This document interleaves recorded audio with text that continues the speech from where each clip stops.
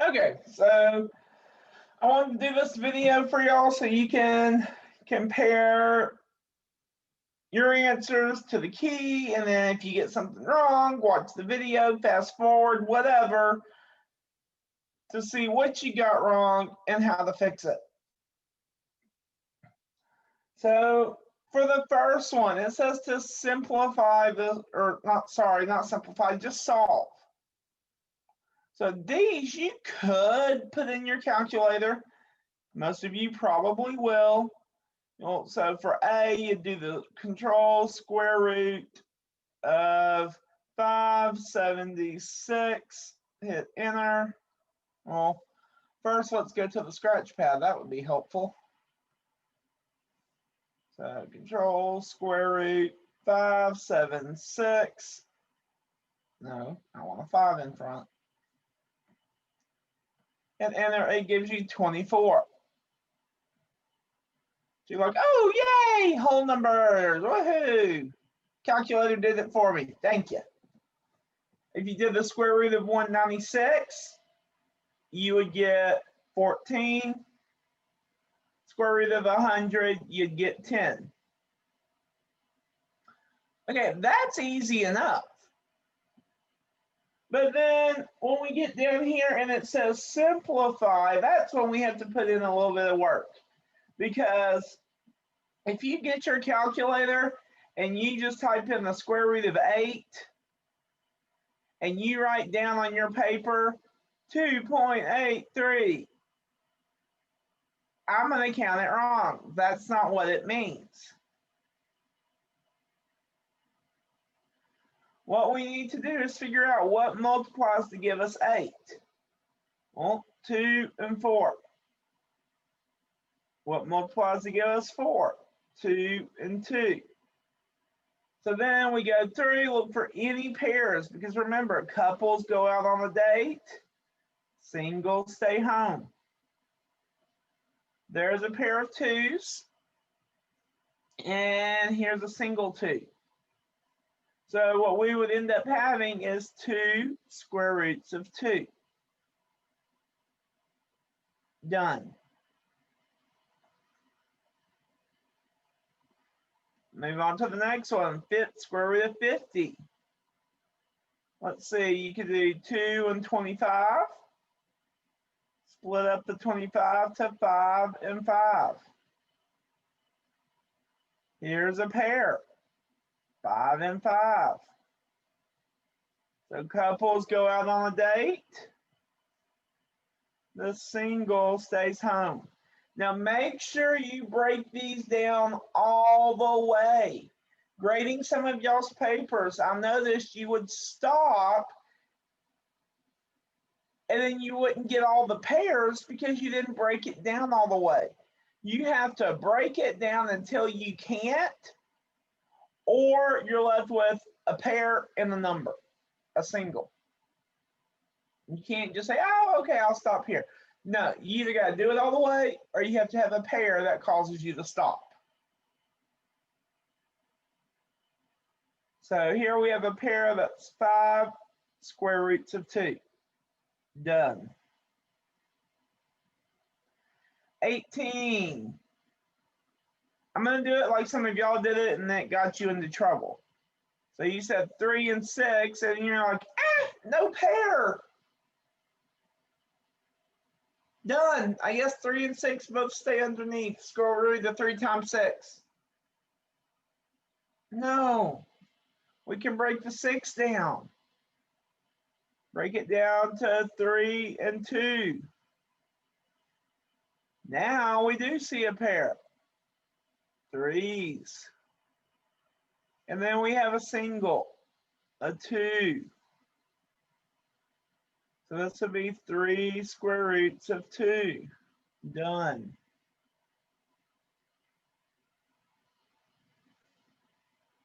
Next one, square root of 48. So let's see, I'm going to do 4 and 12. I'm going to break 12 down to 4 and 3. Now, here's where you could stop without breaking down all the way because we have a pair of 4s and a single 3. We've captured everything. So this is 4 square roots of 3. We're done. Okay, next on 72. So I'm going to do 2 and 36. And on that 36 gives me 6 and 6. That's a pair. And then I have a single up here. So this would be 6 square roots of 2. Okay. Square root of 98. Break it down to 2 and 49. 49 can be broken down to 7 and 7. I've got me a pair. I also have a single here. So that's going to give me 7 square roots of 2. Square root of 243. Yikes. Let's see. Maybe, I know 2 can't go into it because it's odd. So I'm going to try 3 and see if that works. So 243 divided by 3. Ah, it does. 3 and 81. Hot diggity. Okay, let's see here. 81, I'm going to break it into 9 and 9. And that's mainly because I want to be done. 9 and 9 are a pair. 3 is a single. So we would have 9 square roots of 3.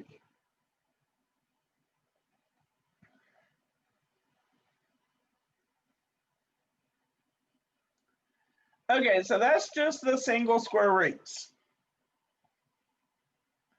Then we have the ones that we're dividing here. Remember, we can't keep a radical in the denominator because it's not proper. So we have to multiply by the radical on top and bottom. On top, that's going to be 9 square roots of 3 divided by, we just remove the radical and we're left with 3. Now we can reduce the 9 and the 3. I had several just leave it like this. If you can reduce, you need to. 9 divided by 3 is 3, and then I'm left with the square root of 3. Make sure you reduce if you can. Let's look at I. So square root of 2 over the square root of 2. So that's going to give us 5 square roots of 2 over 2. Can I divide 5 by 2 and get a whole number? No, so I stop. I don't like that box.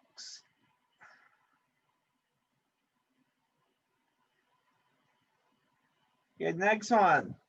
8 divided by the square root of 2.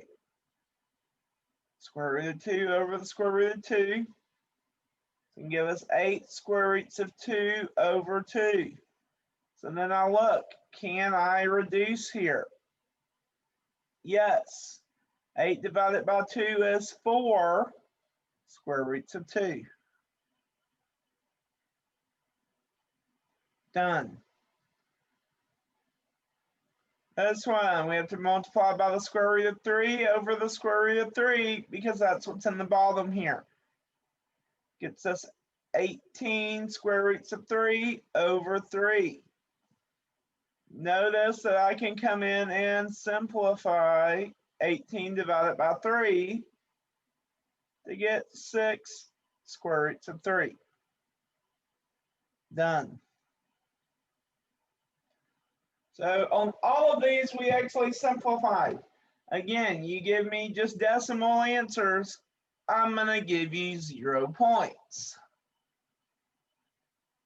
You gotta simplify like it says. Okay, next group of problems, we're asked to find the missing side using the Pythagorean theorem. That's the one that goes a squared plus b squared equals c squared. If needed, we need to simplify the radical and also decide if it's a Pythagorean triple.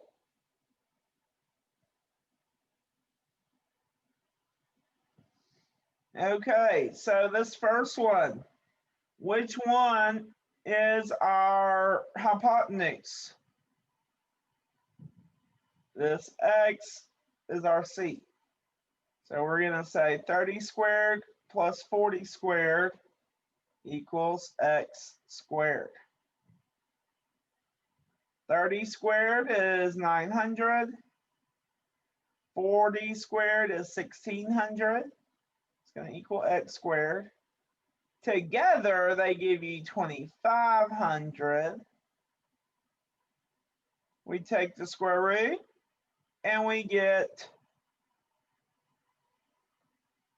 50 equals x. So x is 50. Now we didn't have to simplify our radical, but we've got to decide, is this a Pythagorean triple? Well, remember, a Pythagorean triple is where it has all whole numbers for the sides. So yes, this says it's a 30, 40, 50 Pythagorean triple.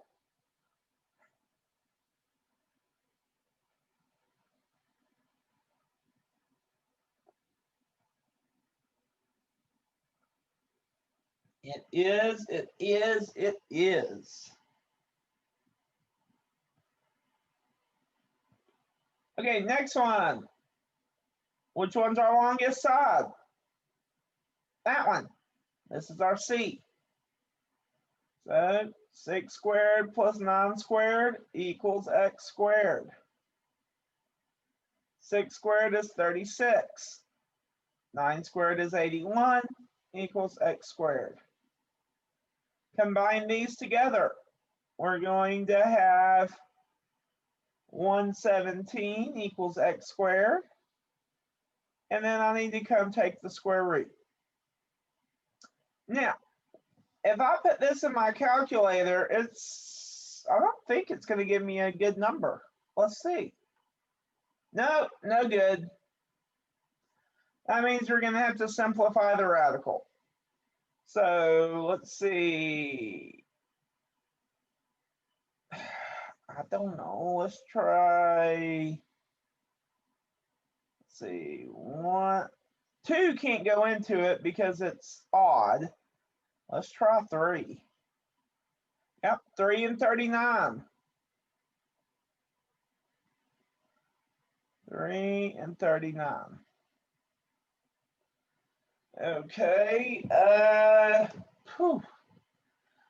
39, I know 3 can go into it 13 times.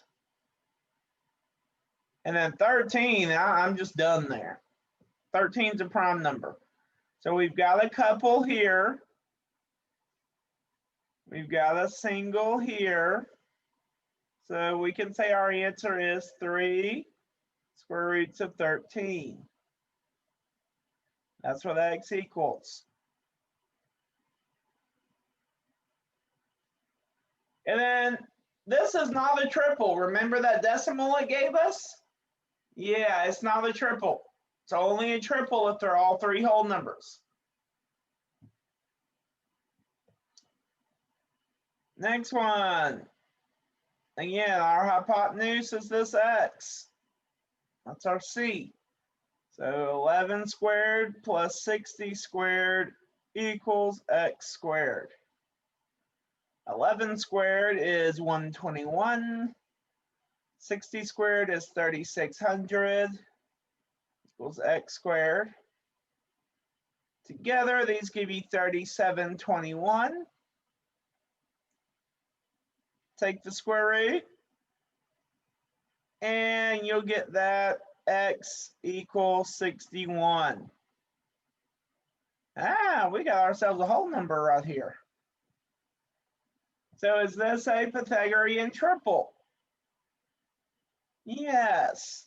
11, 60, and 61 are a Pythagorean triple.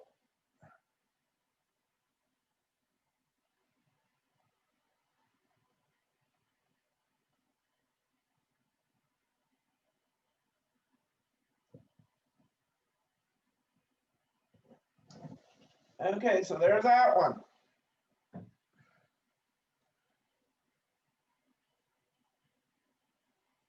Now for the next, we have to determine if they can be the lengths of a triangle, and if they can, classify them as acute, obtuse, or right. Remember, acute is when we square them, we're going to be greater than. Obtuse, we're going to be less than. Right, we're going to be equal to. So, first though, we got to see if we have a triangle here. So we're going to add the smallest two sides. 9 plus 12 gives you 21. That's greater than 16. So yes, we have a triangle. Then I have to compare 9 squared plus 12 squared. I have to compare that to 16 squared. 9 squared plus 12 squared is 225. 16 squared is 256. Which one's bigger, 225 or 256? 256 is bigger. So that means this is an obtuse triangle.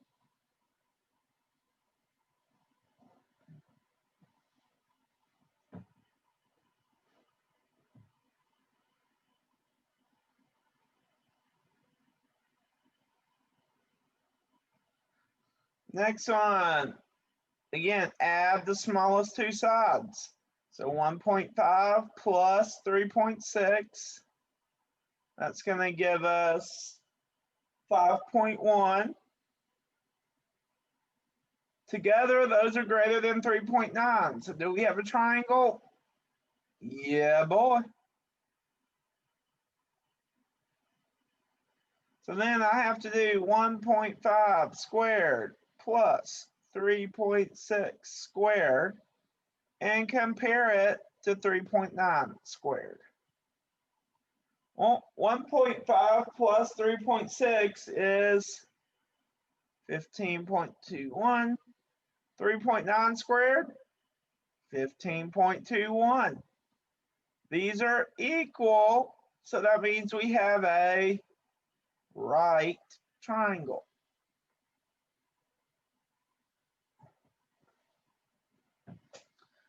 Okay, on to the next one. Add our smallest two sides.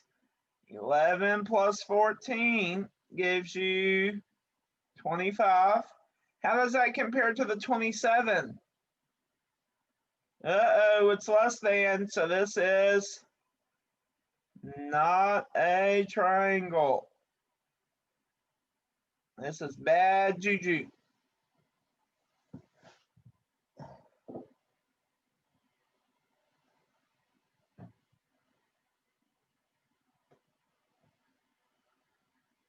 That's all we have to do on those. Next one, again, we're using the Pythagorean theorem to find sides. So find the longest side. That's going to be that 25 right there. That's our C. And set up our problem. 7 squared plus x squared equals 25 squared. 7 squared is 49 plus x squared equals 25 squared is 625. We're going to subtract 49. We're going to get x squared equals 576.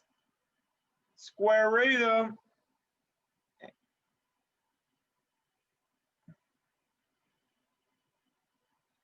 And we get that x equals 24. A nice, good whole number.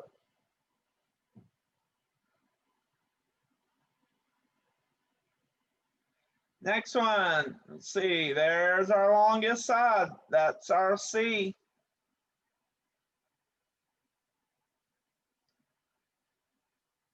So we're going to have x squared plus 6 squared equals 8 squared. 6 squared is 36. 8 squared is 64. They're on different sides, so I'm going to move the 36 over. Get x squared equals 28. Take the square root, and it wants me to round to the nearest tenth. So I'll put this in my calculator. Square root of 28. It's going to give me 5.2915. I want the nearest tenth. So that 9 tells that 2 to bump it up. So we're going to say x equals 5.3. Okay, so that's the first page of the review.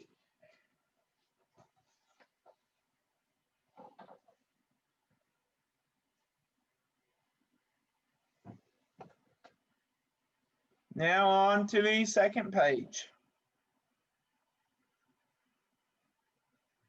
So they want us to use the Pythagorean theorem to find the value of x. Okay, well, that's our hypotenuse, so this is C. 6 squared plus 4 squared equals x squared. 6 squared is 36. 4 squared is 16. If we combine those together, we'll get 52 equals x squared. I'll take the square root. Notice 52. Well, I say notice. Let's do it. Second, or control square root of 52. No, not 2. 52. 7.211. Dang it. It's not a perfect square. But what that does tell us is that we can eliminate A and B because it's not a perfect square.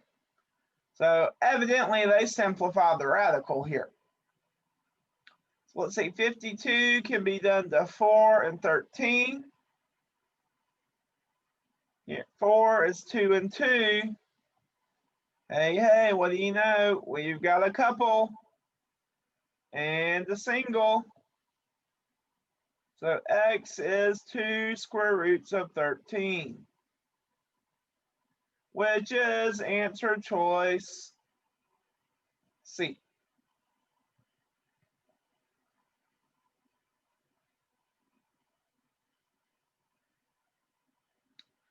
Okay, number 10, again, Pythagorean theorem. The side across from the right angle is our longest. That's going to be our C. So there's our C right there. So set it up. 2 squared plus x squared equals 7 squared. It's going to be 4 plus x squared equals 49. Subtract the 4, and we get x squared equals 45. Square root it. Bring up our calculator. Let's square root it.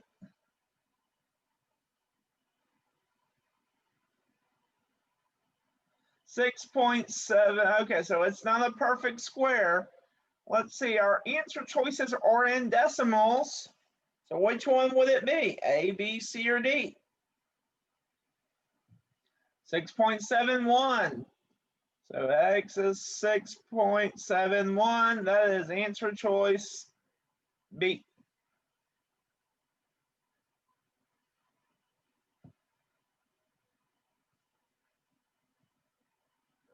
B's our answer.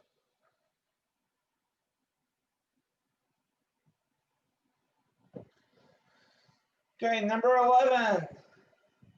Find the value of X. Round your answer to the nearest tenth. Ooh, okay. Looks like we're going to have to do two parts here because X is the whole bottom down here. But yeah, we're going to have to do two triangles here. Doesn't matter which one you do first. I'm going to do the triangle on the left first. That one. So I'm going to call this B down here. I got to find B. So 6 squared plus B squared equals 10 squared. 6 squared is 36 plus B squared equals 100. Subtract 36. We'll get that B squared equals 64. Square root both sides. We get that B is 8. So this side over here is 8. Now, I don't know this piece down here. I got to find the other triangle now. So I'm going to call it, no, let's call it Y. So I'm going to have to do 6 squared plus Y squared equals 7 squared. That's going to be 36 plus Y squared equals 49. Subtract 36. Y squared equals 13. If I square root it, it's going to come out as a decimal, but notice it tells me round to the nearest tenth.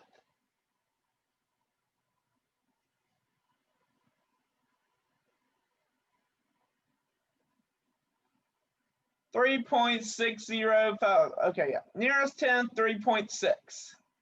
So Y equals 3.6. So to get the whole side, I just add 8 plus 3.6.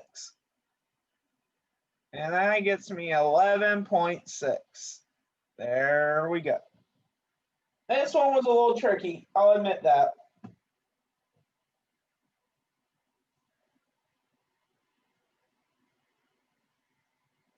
Okay, number 12. Really, 12, 13, 14, 15 are special right triangles. So they ask us to use what we know about a 45, 45, 90. Hey, they tell us, sweet. So you'll have a formula chart which will tell you the side ratios in case you don't remember them. But remember our 4 steps. First, well, they're going to tell us. Second, we have to label the template. So I'm going to label in green. That side's going to be X. That side's going to be X. The longest side is X square roots of 2. Now notice here, this side's X, but they give it to us and say it's 26. Those are equal. So X is 26. So that means this side's 26. This side is 26 square roots of 2. So if we want to state our answer down here, we can say that B is equal to 26. C is equal to 26 square roots of 2.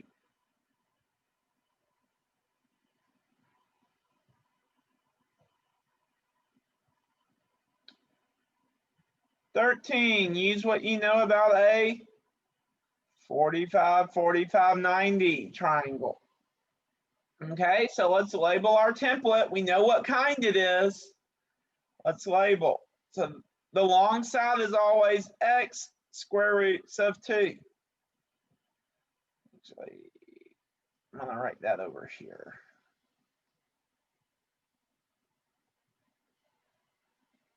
Short sides are always x. So now I've got to find my x. Well, notice I can cancel out my square roots of 2 and say x equals 22. So this side's 22, this side's 22. So our value of a is that a equals 22. Done.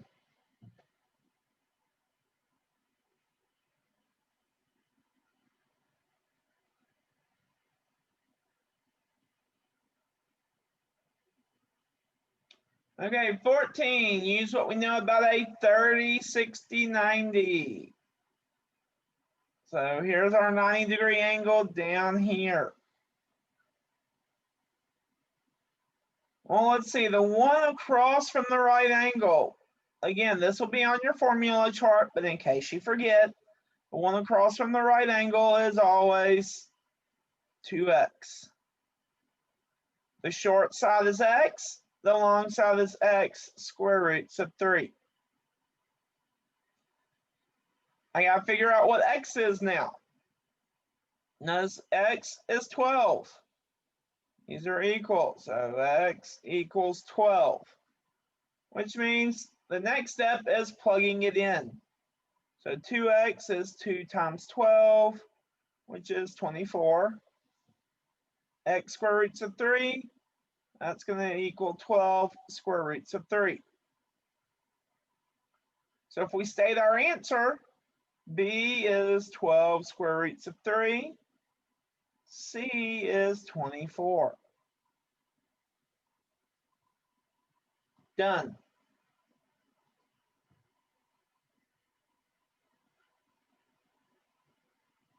Use what you know about a 30, 60, 90 to find A and B. Well, let's label the template. The longest side is always 2x. Short side is x. Medium side is x square roots of 3.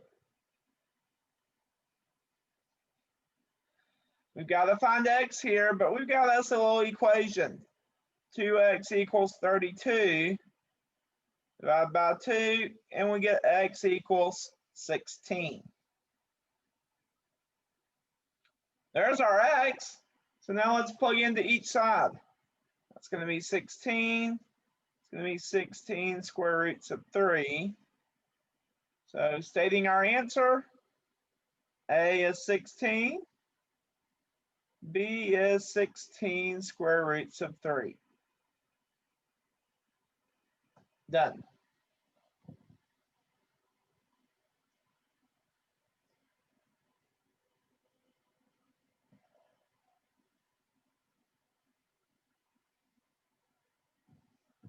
Okay, next one. Now we're getting into trig a little bit.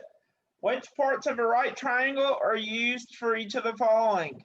And they give us a hint: opposite leg, adjacent leg, and hypotenuse. Here, we're dealing with our trig ratios. That's the one where we did so, ka, toa. These tell you which ones to use. So sine, that's going to be the opposite leg.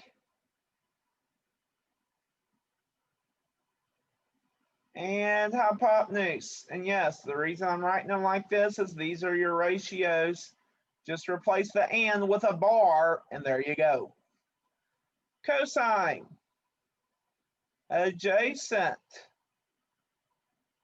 leg, and hypotenuse.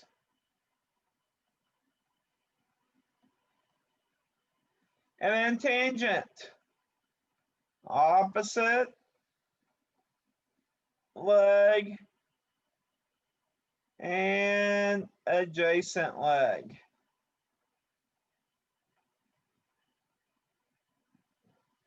Again, I wrote them like that on purpose because we know them as ratios. So just replace the and with a bar, and it turns it into a fraction.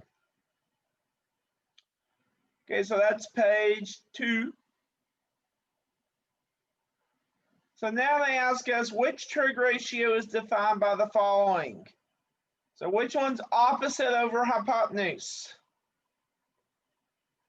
This is sine. Which one's opposite over adjacent? Tangent. Which one's adjacent over hypotenuse? Cosine. That's all we had to do. And again, these will be given to you on your formula chart. So, okay, 18. Use a calculator to find the trigonometric ratio, round to the nearest hundredth. So, get our calculators up here. Let's see here. I'm going to actually move this all the way up to the top. Like that. My calculator can go down below. And perfect. So A asks us to do the sine of 43. First thing I need to do is make sure my calculator is in degree mode. So up in this corner, it should say degree. And mine does. If yours does not, you need to go to settings, document settings, and change this to degree. Then hit make default and OK. Then we should be good to go. So we'll want to do, to get the sine, we do trig. And we want sine of 43. Hit enter. Now it says round to the nearest hundredth. That's 2 decimal places. So 0.68.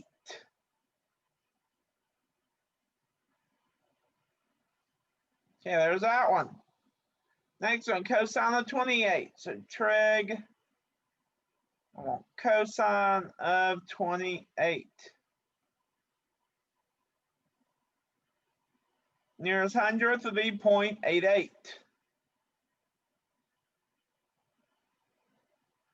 And then the third one says tangent of 31.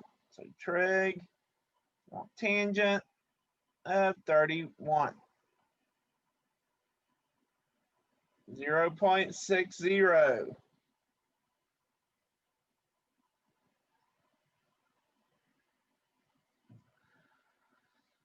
Okay, 19, use each trig ratio as a fraction and write each trig ratio as a fraction and as a decimal rounded to the nearest hundredth. These, we don't use our calculator unless we're calculating decimals.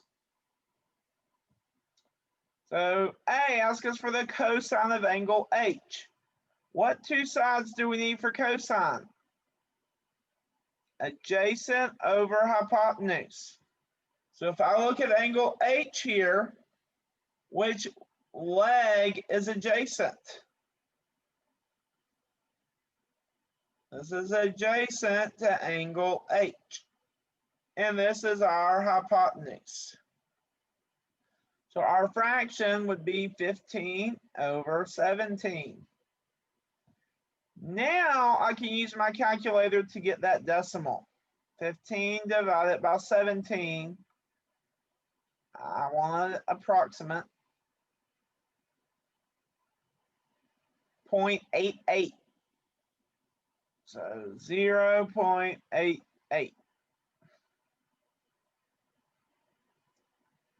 Then they asked me for the sine of angle H. For sine, we need opposite over hypotenuse. So let's see, sine, you need opposite of H. That's going to be over here at 8. And the hypotenuse. So 8 over 17. Let's see what that is. 8 divided by 17.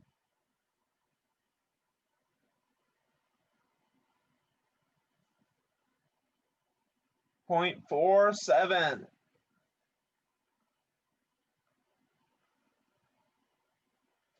We want the tangent of angle K.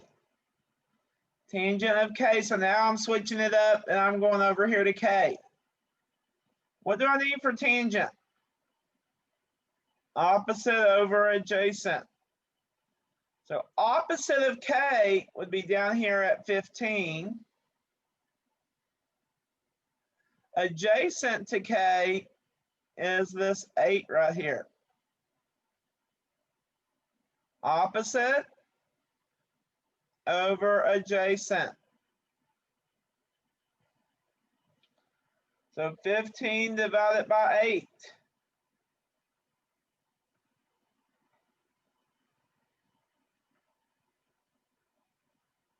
1.875, or to 2 decimal places, 1.88.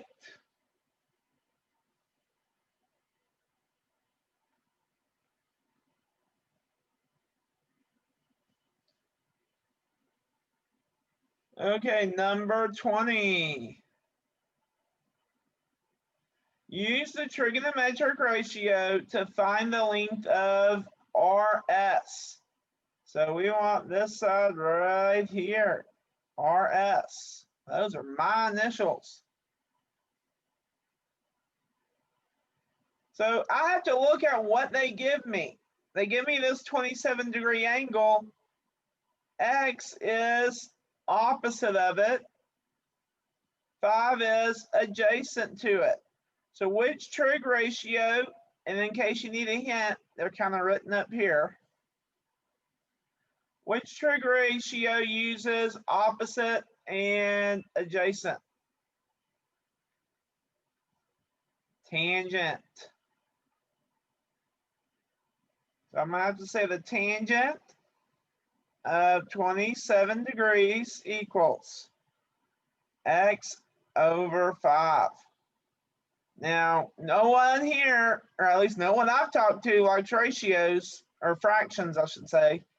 So multiply both sides by 5 to get rid of the fractions. It's going to mean x is equal to 5 times the tangent of 27 degrees. At this point, we can put it in the calculator. So 5 times the tangent. Where'd my 5 go? I want a 5. 5 times the tangent of 27. 2.54763. So does it tell us to round? It says to the nearest hundredth. That's 2 decimal places. So 2.55. So x equals 2.55. And don't forget our units right here. Feet. There's that one.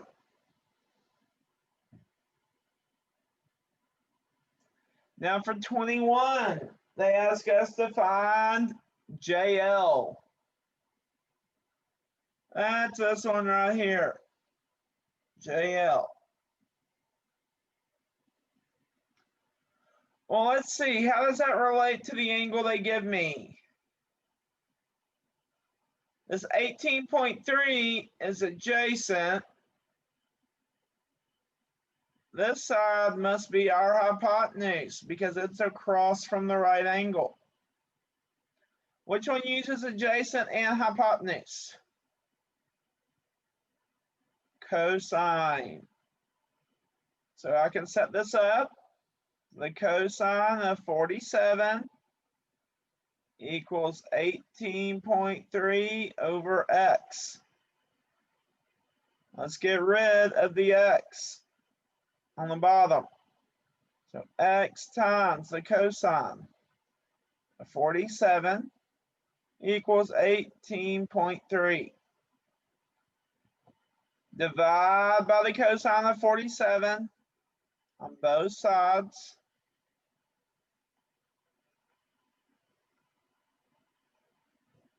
That means x equals 18.3 over the cosine of 47. At this point, you can put this in your calculator. And I can't even see it to put it in there. There we go. 18.3 divided by the cosine of 47. 26.8329.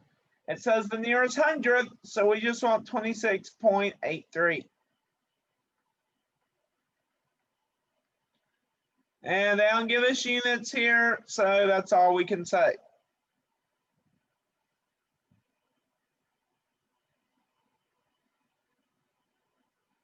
Okay, so there's those.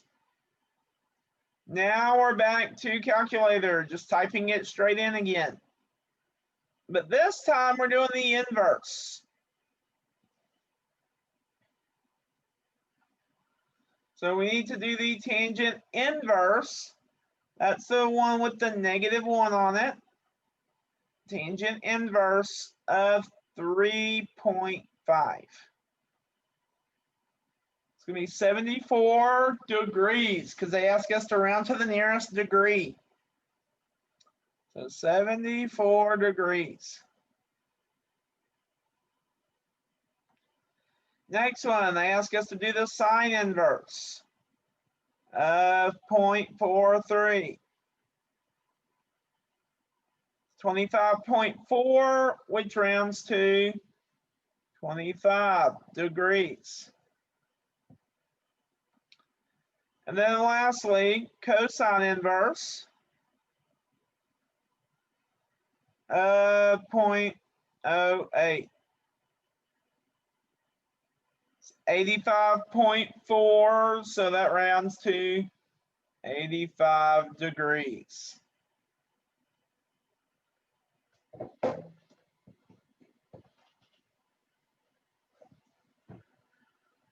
Okay, so that was those. Just straight plug in the calculator.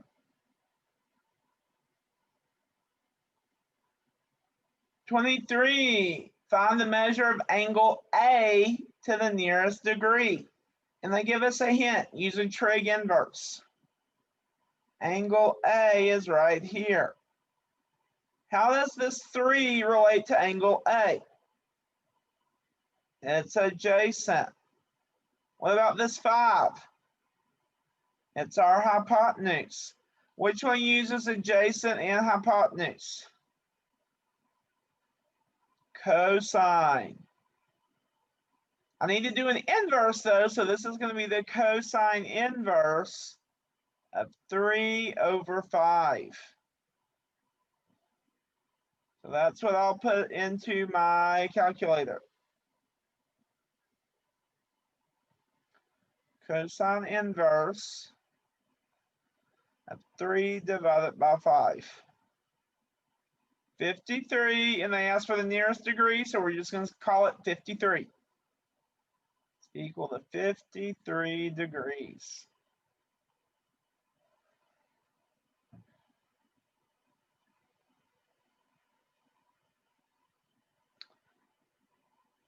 '24, find the measure of angle A to the nearest degree. So here's angle A. How does this 5 relate to it? It's opposite. What about the 13? It's across from the right angle, so it's our hypotenuse. Which trig ratio uses opposite and hypotenuse?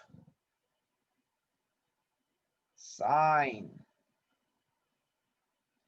So we're going to do the sine inverse, since we're finding angles, of 5 over 13.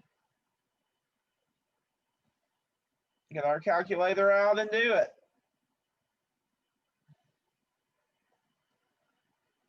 Sine inverse of 5 divided by 13. 22.6, which rounds up to 23 degrees.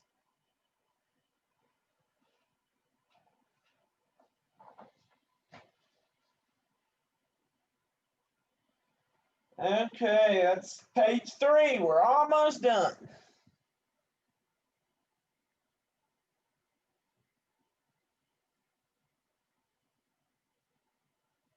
All right, now that, yeah, page 3, problem 24.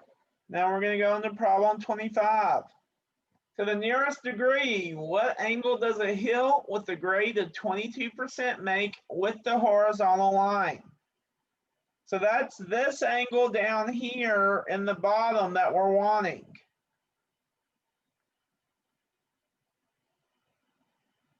So how does this 22 relate? It's opposite. What about this 100? It's adjacent. So it gives me a hint. Use a trig inverse. So what ratio uses opposite and adjacent? Tangent. So this is going to be the tangent inverse of 22 over 100.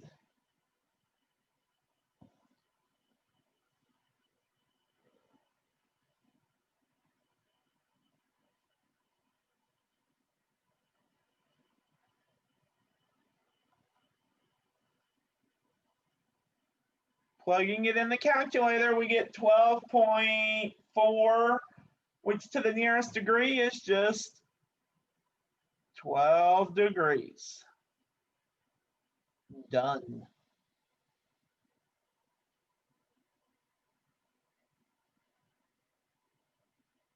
(26) Classify the numbered angles as an angle of elevation or an angle of depression. Remember, elevation, you're looking towards the solid line, and that line is going up. Angle of depression, you're looking towards the solid line, and it's going down. So angle 3 right here, if we go to the solid line, that's going down. So this is an angle of depression, or down.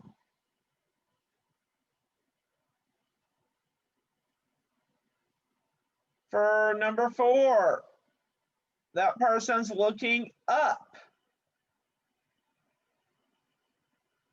So this is an angle of elevation. They're looking up.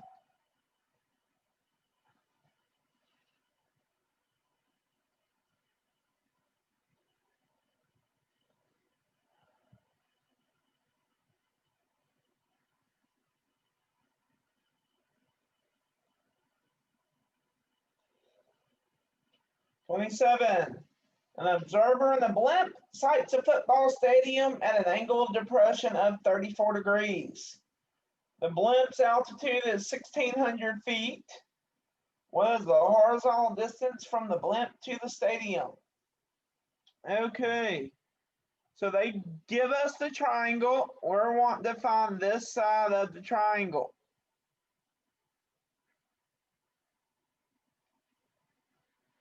So how does the 1,600 relate to the 34? It's opposite.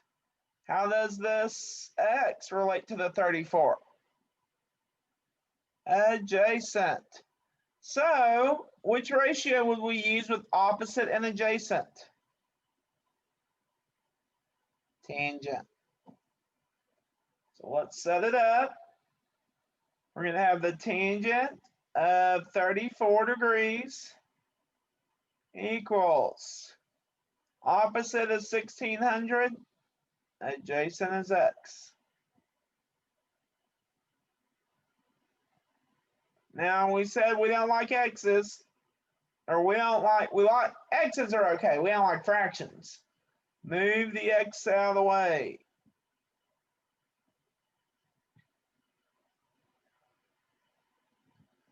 So it's going to be x times the tangent of 34 degrees equals 1600. Divide by the tangent of 34.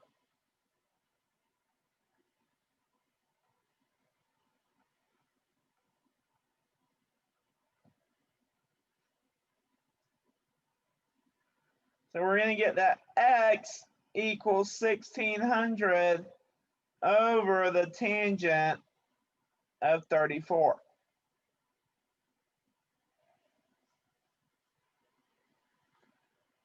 Well, it's calculator time.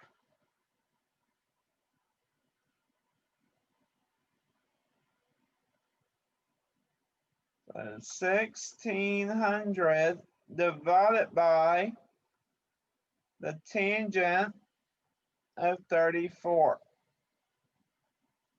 It's going to be 2372.1 to the nearest foot, so the nearest whole number, 2,372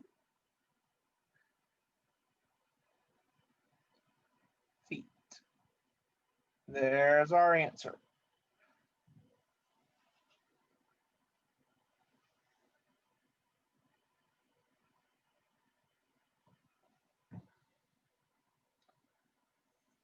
Okay. Next one. A diver swimming at a depth of 63 feet below sea level. He sees a buoy floating at sea level at an angle of elevation of 47 degrees. How far must he swim so that he's directly beneath the buoy? Round to the nearest foot. I draw the picture for you. So this is what we're finding. That side. How does that side compare to the 47? It's adjacent to it. How does the 63 compare? It's opposite. So which one uses opposite and adjacent? Tangent. So set it up.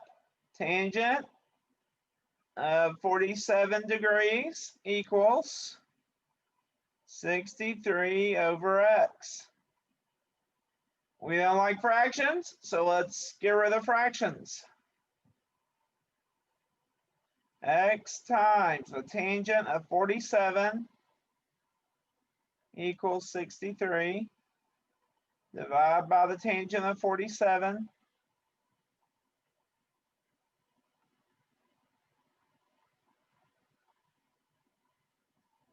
So x equals 63 divided by the tangent of 47. It's calculator time.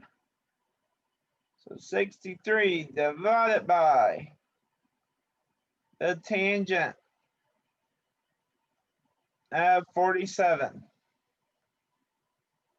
58.74. They say round to the nearest foot, so that would be 59 feet.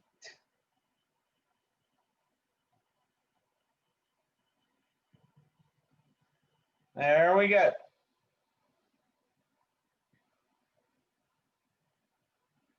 Okay, and the last problem for this review.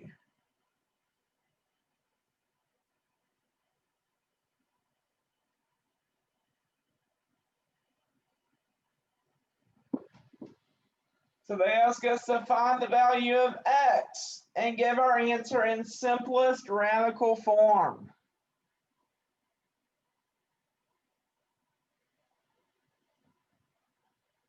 So I can do that, but I've got to find a side in the process because on the triangle that x is on, I don't know two sides there. but I do know 2 sides on this triangle. So let's do that first. So that's our C.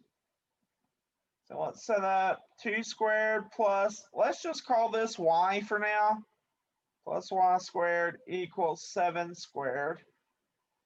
It's going to be 4 plus y squared equals 49. Subtract 4, you get y squared equals 45. Square root it, and I'm going to just leave it as y is the square root of 45. It's not my final answer. I still got work to do, so don't worry about simplifying. Just leave it as the square root of 45 because it'll make our life easier when we find x now. That's our longest side. So 5 squared plus x squared equals the square root of 45 squared. 5 squared is 25 plus x squared equals square root of 45 squared is just 45. Subtract 25. I get x squared equals 20.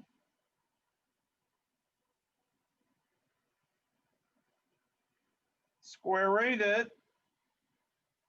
And now I've got to simplify my radical because 20 is not a perfect square. So let's break up 20 into, let's do 2 and 10, 2 and 5. Hey, hey, I have me a pair here. So that's going to be 2. And then my single is a 5. So x equals 2 square roots of 5. And we are done with the review. So hopefully you found the review helpful.